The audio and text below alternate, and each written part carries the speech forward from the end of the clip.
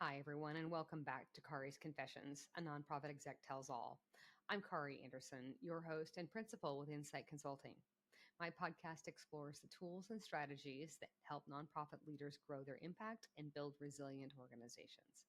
As always, I'm here to share some hard-earned lessons and honest truths from life inside the nonprofit world. I spent 25 plus years in the nonprofit sector and leadership roles with 7 organizations. Now I provide coaching and consulting services to ensure that nonprofits, like yours, have the structure, systems, and practices to do your best work. Wherever I go, I continue to hear that nonprofit execs need a space to gather, to receive tools, feedback, and advice that encourages them to stay the course. It doesn't matter if you're in a village of 182 or a metropolis of millions. Nonprofit work is both gratifying and lonely. I'm here to make sure you have a chance to breathe, laugh, smirk, and get excited again about the important work that you do.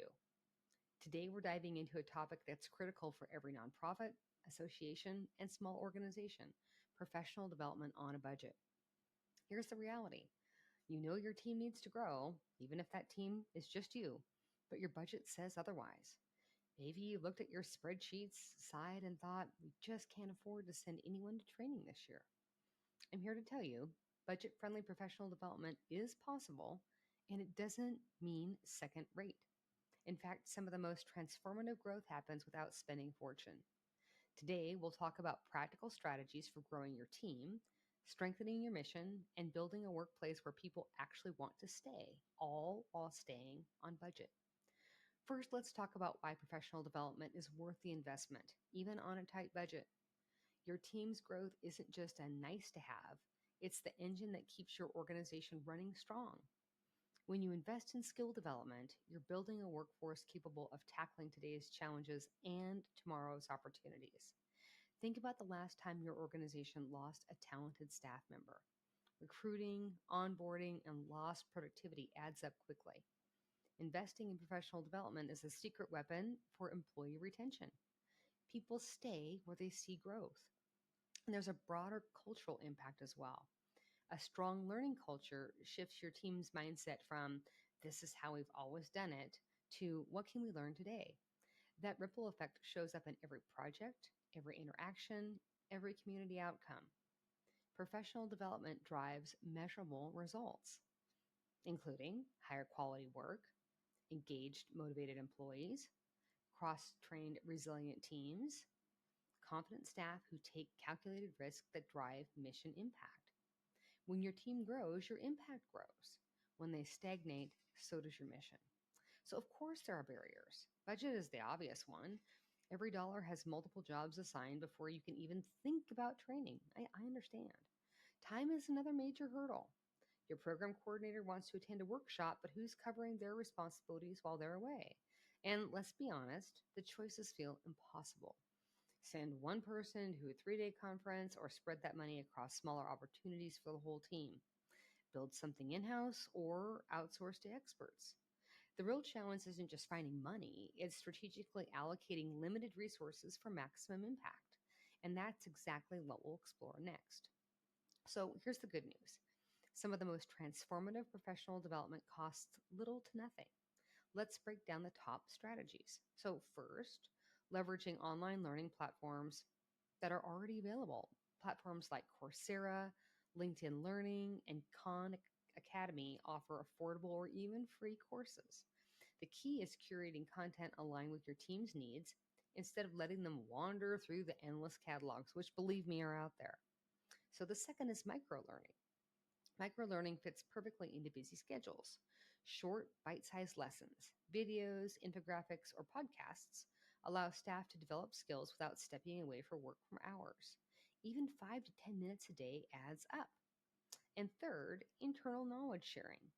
Tap your team's existing expertise. That program manager who's great at grant writing, have them run a brown bag session. Your communications director with social media skills, a monthly workshop can make everyone better at their jobs. A fourth idea is mentorship programs. Mentorship is one of the most powerful tools for professional growth, and it's free. Pair experienced staff with those looking to grow. The benefits? Mentees get personalized coaching, real-world insights, and confidence.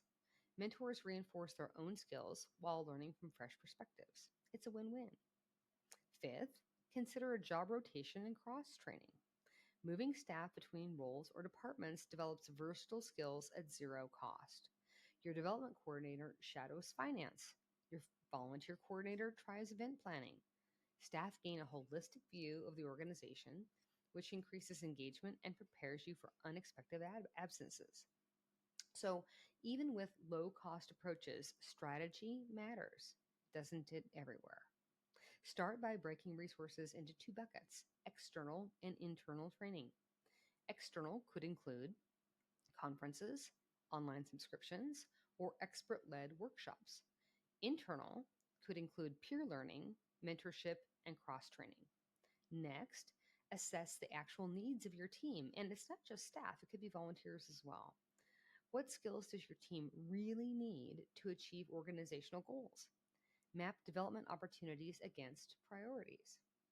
Priority one, well, high priority skills impacting mission delivery. Priority two, department wide needs affecting multiple team members. Priority three, individual growth aligned with career and organizational goals. This ensures that every dollar or every hour works harder for your mission. So, budget friendly development works best when your culture supports learning. Make learning visible at your organization. Celebrate course completions, new skills, or knowledge sharing moments during meetings. Empower your employees. Let team members create personal learning plans tied to career and organizational goals. Even a small stipend, say $100 a year, can go a long way for books, webinars, or memberships. Provide time and resources. Encourage staff to block learning time on calendars. Legitimately, it's a thing, right? Protecting time signals that growth is a priority. I had a board chair of mine tell me 24 years ago that if I did not block learning time on my calendar, I may want to consider looking for another job. It was that important then, right? We're in the business of relationships. We're in the business of building people. We need to build in time for people to learn. And finally, I'd measure the impact of your initiatives. So start simply. Track attendance and completion rates. Are people engaging with the training? Connect metrics to organizational goals. If you run grant writing sessions, measure proposal success rates before and after. If you cross train in donor relations, look at retention numbers or relationship scores. Create feedback loops. Pulse surveys, 30, 60, 90-day check-ins, skills assessments, and peer observations. They provide both quantitative and qualitative insights. Document what works and what doesn't, right? It's okay to fail forward on this. Your board and funders will appreciate tangible evidence and impact even on a limited budget. Professional development isn't a luxury. It's an investment in your team and your mission. And here's the key takeaway, in my opinion. You don't need a six-figure budget to make it happen. Start small. Pick one strategy this month: a mentorship program, a cross-training rotation, or a micro-learning initiative. Build momentum. Celebrate learning. Create a culture where growth is part of everyday work. Your team is watching. They notice whether you invest in their growth or treat it as optional, and their engagement, loyalty, and performance depend on it. When you take these intentional, budget-friendly steps, you're not just training your staff, you're building a resilient, capable organization ready for the future. Thanks for listening. If you found today's episode helpful, please share it with your team or subscribe for more nonprofit leadership insights. Make sure to follow me on your favorite streaming platforms, including YouTube, Apple, and Spotify. And for additional resources and tools, follow me on LinkedIn. You can also check out my website at insightconsultinggroup.com. Until next time, keep leading with purpose, keep building bridges. Have a great week.